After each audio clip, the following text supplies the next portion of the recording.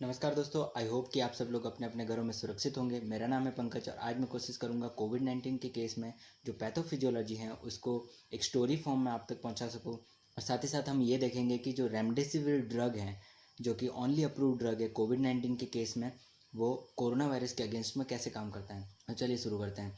तो जब वायरस हमारी बॉडी में आता है थ्रू नेज़ल कैविटी और ओरल कैविटी, तो वायरस प्राइमरीली हमारे लंग को इन्फेक्ट करता है। हमारे लंग के अंदर दो टाइप की सेल होती है। और हमारे लंग का अगर बेसिक यूनिट देखें एल्वियोलाई, तो एल्वियोलाई के अंदर दो टाइप की सेल होती है, टाइप 1 निमोसाइट्स एंड टाइप 2 निमोसाइट्स।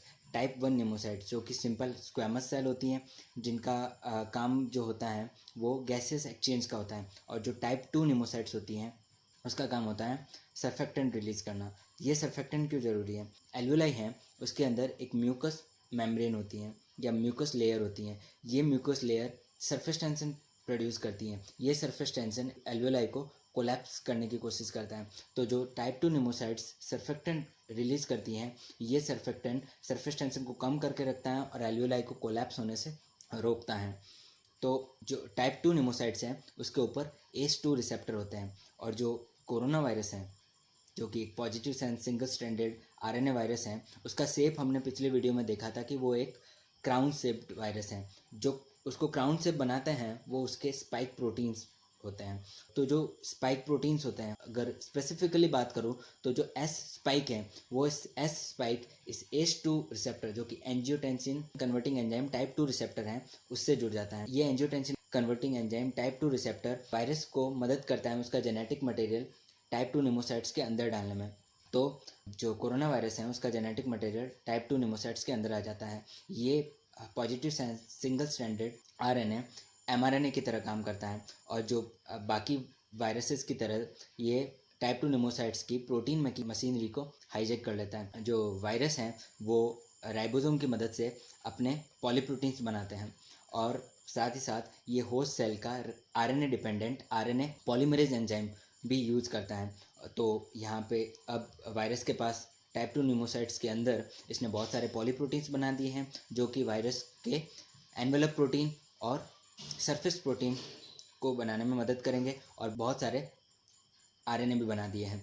अब इन RNA और पॉलीप्रोटीन्स को गोल्जी बॉडी के अंदर प्रोसेस किया जाता है और बहुत सारे नए RNA फॉर्म किए जाते हैं। ये बहुत सारे नए RNA एक्सोसाइटोसिस की मदद से बाहर आते हैं और बाकी के टाइप 2 निमोसाइट्स को इन्फेक्ट करते हैं। अब इसको लेके टाइप 2 निमोसाइट्स का क्या रिस्पॉन्स होता है? तो टाइप 2 निमोसाइट्स इसके रिस्पॉन्स में इंटरफेरेंस रिलीज करते हैं, interference alpha and interference beta. ये इंटरफेरेंस जो नेबरिंग सेल्स हैं उसको स्टिमुलेट करते हैं एंटीवायरल पेप्टाइड्स बनाने में। ये एंटीवायरल पेप्टाइड्स काफ़ी हद तक जो वायरल का फर्दर इन्फेक्शन है उसको रोकने में मदद करते हैं। इसके अलावा जो टाइप 2 निमोसाइट्स हैं वो डैमेज एसोसिएटेड मॉलिक्यूलर पैटर्न्स भी रिलीज करते हैं।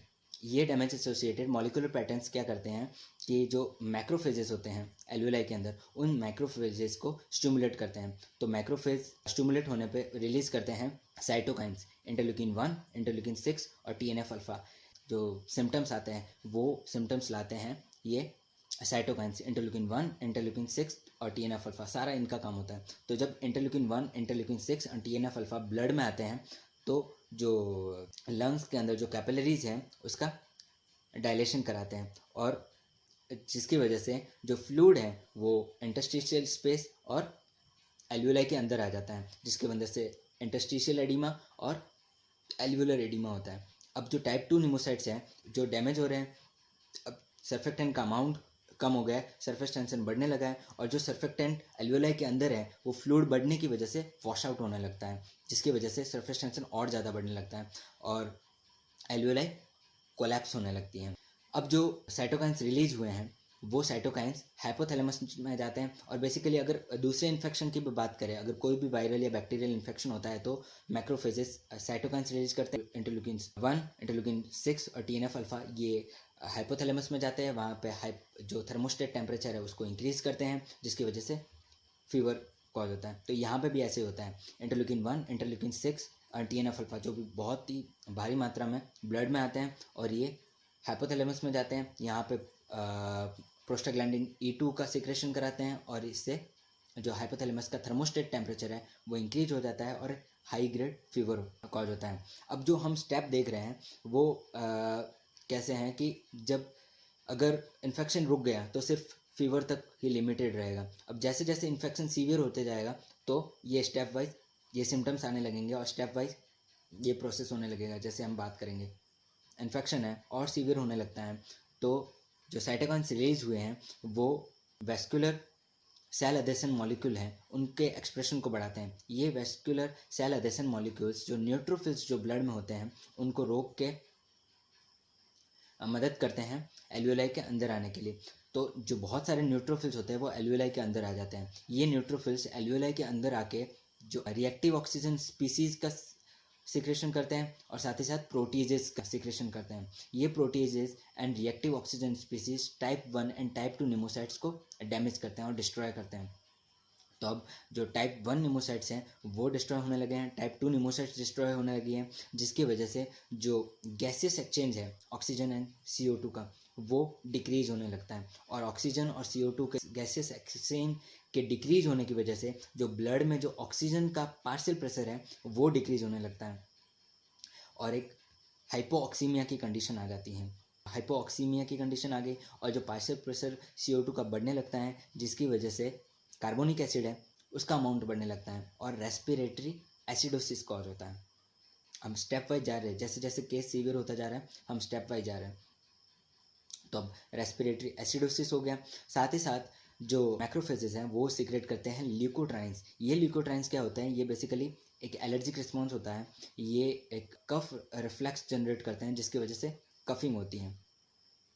साथ ही साथ ये ब्रोंकुलर स्मूथ मसल के कॉन्ट्रैक्शन कराता है जिसकी वजह से हमें सांस लेने में और दिक्कत होती है। एल्वियोलाई की कॉन्ट्रैक्शन या कोलैप्सिंग की वजह से हमारी वर्क ऑफ ब्रीदिंग बढ़ जाते हैं। वर्क ऑफ ब्रीदिंग बढ़ने की वजह से हमें सांस लेने में दिक्कत होती है। तो हाई ग्रेड फीवर हो गया, सांस लेने में दिक्कत होगी, कफिंग हो गई। अब हम सीवियर केसेस की बात करते हैं।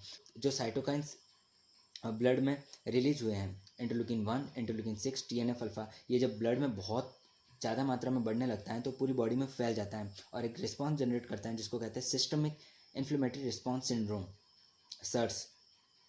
तो ये क्या होता है कि जब बहुत ज़्यादा मात्रा में जो साइटोकाइंस है वो हमारी बॉडी में बढ़ जाता है, जो फ्लूइड है वो वेसल से बाहर आने लगता है और जब ये फ्लूइड वेसल से बाहर आने लगता है तो बॉडी का जो वेसल के अंदर जो टोटल ब्लड है उसका अमाउंट डिक्रीज होने लगता है जिसकी वजह से एक हाइपोटेंशन की कंडीशन आ जाती है। इस हाइपोटेंशन की कंडीशन की वजह से जो ऑर्गन्स के लिए जो ब्लड का परफ्यूजन प्रेशर है वो डिक्रीज हो जाता है और ब्लड के परफ्यूजन के डिक्रीज होने की वजह से जो मल्टी सिस्टम ऑर्गन फेल्यूर होने लगता है। तो ये बहुत ही ज़्यादा सीवियर केसेस में मल्टी सिस्टम ऑर्गन फेल्यूर होने लगता है। जो PCO2 बढ़ा है ब्लड में इसकी वजह से और जो PO2 partial pressure of oxygen blood के अंदर जो डिक्रीज हुआ है उसकी वजह से क्या होता है कि ब्लड के अंदर जो कीमो रिसेप्टर है वो स्टिमुलेट हो जाता है। तो ब्लड के अंदर कीमो रिसेप्टर स्टिमुलेट होने की वजह से जो सिंपैथेटिक नर्वस सिस्टम एक्टिवेट हो जाता है जिसकी वजह से हमारी रेस्पिरेटरी रेट इंक्रीज हो जाती है और साथ ही साथ हार्ट रेट भी इंक्रीज हो जाती है। कोविड-19 के बहुत ज़्यादा सीवियर केसेस में रेस्पिरेटरी रेट 30 या 34 से भी ज़्यादा देखी गई है। तो इसका रीज़न यही है। इसके बाद में जो परफ्यूजन प्रेशर डिक्रीज होने की वजह से जो लीवर है वहाँ पे AST, ALT एंड बिलीरुबिन का लेवल इंक्रीज हो जाते हैं और साथ ही साथ जो फेज रिएक्टिव प्रोटीन है लीवर के CRP एंड फाइब्रिनोजन उनका भी अमाउंट है वो इंक्रीज हो जाता है। तो कोविड-19 की केसेस में जो बायोकेमिकल रिपोर्ट होती है उसमें LFT में AST, ALT एंड बिलीरुबिन का लेवल इंक्रीज मिलेगा और साथ ही साथ phase reactive protein CRP and fibrinogen का लेवल भी इंक्रीज मिलेगा। अब हम अगर किडनी की बात करें तो वहाँ पे ब्लड, यूरिया, नाइट्रोजन और क्रिएटिनिन का लेवल इंक्रीज हो जाएगा बिकॉज जब किडनी के अंदर जो ब्लड का परफ्यूजन डिक्रीज हो गया तो अब इनका creatinine and blood, urea, nitrogen का यूरिन के अंदर इनका वॉश आउट होता था वो डिक्रीज हो गया। जो बाकी ऑर्गन्स हैं वहाँ पे अगर जो कोरोना वायरस है उनके इन्फेक्शन की बात करें क्योंकि ACE2 रिसेप्टर बाकी जगह भी हैं, हमारे जो फेरेंजियल म्यूकोसा है वहाँ पे ACE2 रिसेप्टर है और वहाँ पे इन्फेक्शन होने की वजह से फेरेंजाइटिस होता है जिसकी वजह से सोर थ्रोट होता है। तो कोविड-19 के केसेस में हमें सोर थ्रोट भी मिलता है। इसके अलावा जो हमारी GI ट्रैक है वहाँ के ACE2 रिसेप्टर के इन्फेक्शन की वजह से नॉजिया, वॉमिटिंग और डायरिया जैसी कंडीशन होती है। इसके साथ साथ में किडनी में भी इन्फेक्शन हो सकता है। इसके साथ साथ जो हार्ट में ACE2 रिसेप्टर की इन्फेक्शन की वजह से कार्डियक मायोपैथी कॉज होती है। अब इसके बाद में अगर हम जो रेमडेसिविर ड्रग है, जो कि ओनली अप्रूव्ड ड्रग है कोविड-19 के केस में, अगर हम उसके बारे में देखें तो जब जेनेटिक मटेरियल जब मल्टीप्लाई हो रहा था तो वो होस्ट के RNA dependent RNA polymerase enzyme को यूज़ कर रहा था। ये RNA dependent RNA polymerase enzyme जो वायरल आरएनए है उसकी कॉपीज़ बनाता है। कॉपीज़ बनाने के लिए ये न्यूक्लियोसाइड और न्यूक्लियोटाइड जो होते हैं वो होस्ट सेल के यूज़ करता है। तो जो रेमडेसिविर है वो बेसिकली क्या है, वो एक न्यूक्लियोटाइड एनालॉग है। अब ये न्यूक्लियोटाइड एनालॉग क्या होता है? तो न्यूक्लियोटाइड एनालॉग क्या होता है कि जो नेचुरली अकरिंग हमारी बॉडी में जो नेचुरली अकरिंग न्यूक्लियोटाइड और न्यूक्लियोसाइड होते हैं उनमें कुछ चेंजेस किया जाता है, ताकि जब वो जो वायरल मल्टीप्लिकेशन में जब वायरल जेनेटिक मटेरियल की चेन से जुड़े तो उसके शेप को डिस्टॉर्ट कर दे और उसका मल्टीप्लिकेशन रुक जाए। तो अगर हम रेमडेसिविर की बात करें तो वो एडिनोसिन का एनालॉग है। एडिनोसिन में कुछ चेंजेस किए। अब वो चेंजेस क्या क्या किए, तो केमिस्ट को पहले बहुत दिक्कत आई, क्योंकि जो RNA dependent RNA polymerase enzyme है वो उसको पता चल जाता था कि वो अलग न्यूक्लियोटाइड या अलग न्यूक्लियोसाइड है, इसमें कुछ चेंजेस किया गया। तो फिर केमिस्ट ने पता लगाया कि जो कार्बन नाइट्रोजन बॉन्ड है उसकी हेल्प से RNA dependent RNA polymerase enzyme पता लगाता था कि ये सही न्यूक्लियोटाइड या न्यूक्लियोसाइड है कि नहीं। तो केमिस्ट ने उस कार्बन नाइट्रोजन बॉन्ड को चेंज करके कार्बन कार्बन बॉन्ड कर दिया। तो जो रेमडेसिविर ड्रग है उसके अंदर कार्बन कार्बन बॉन्ड है। जो रेमडेसिविर ड्रग है वो प्रो ड्रग की फॉर्म में इंट्रावेनस इंजेक्शन दिया जाता है, और जब ये टाइप 2 न्यूमोसाइट्स के अंदर आता है तो ये एक्टिव हो जाता है। यहाँ पे जो रेमडेसिविर है उसमें जो एडिनोसिन में जो चेंजेस किए हैं वहाँ पे एक एक्स्ट्रा साइनाइड ग्रुप लगाया है। तो ये साइनाइड ग्रुप क्या करता है कि जब रेमडेसिविर कोरोना वायरस है उसके जेनेटिक मटेरियल का जब मल्टीप्लिकेशन हो रहा होगा तो होता है, तब ये आके उस चेन में जब जुड़ता है एडिनोसिन की जगह, तो जो चेन है वायरल आरएनए की जो चेन बन रही होती है उसको डिस्टॉर्ट कर देता है, जिसकी वजह से उसका जो फर्दर मल्टीप्लिकेशन आता है, फर्दर जो चेन आरएनए चेन का जो इलोंगेशन होता है वो रुक जाता है। तो ऐसे ये उसके इलोंगेशन को रोक देता है। तो ऐसे ये कोरोना वायरस के अगेंस्ट में काम करता है। और जो क्लिनिकल ट्रायल में ये पता चला कि अगर 5 दिन कंटिन्यूसली रेमडेसिविर देने से क्रिटिकल केसेस भी बहुत जल्दी ठीक हो जाते हैं। तो सबसे पहले FDA ने इसको अलाउ किया USA में, उसके बाद में बहुत सी कंट्रीज़ ने रेमडेसिविर को अलाउ किया। अभी इंडिया में भी रेमडेसिविर को अलाउ किया है सिर्फ क्रिटिकल केसेस के लिए। वैसे तो इसका पेटेंट गिलियड साइंसेस के पास है। USA बेस्ड एक फार्मास्यूटिकल कंपनी है गिलियड साइंस जिसने रेमडेसिविर को बनाया है। लेकिन इंडिया की बहुत सारी कंपनीज़ हैं जिन्होंने गिलियड साइंस के साथ एक एग्रीमेंट साइन किया है, और उन्होंने पैंडेमिक के टाइम यानी कोविड-19 के टाइम वो रेमडेसिविर जेनेरिक ड्रग को इंडिया में बना सके। जो सिप्ला है उसने रेमडेसिविर जेनेरिक ड्रग की दवाई लॉन्च की है, सिप्रीमी। इसके अलावा जो हेटेरो लैब्स है उसने भी लॉन्च की है कोविफोर, और इसके अलावा जो बायोकॉन कंपनी है उसने भी जो डेजरेम है वो लॉन्च की है।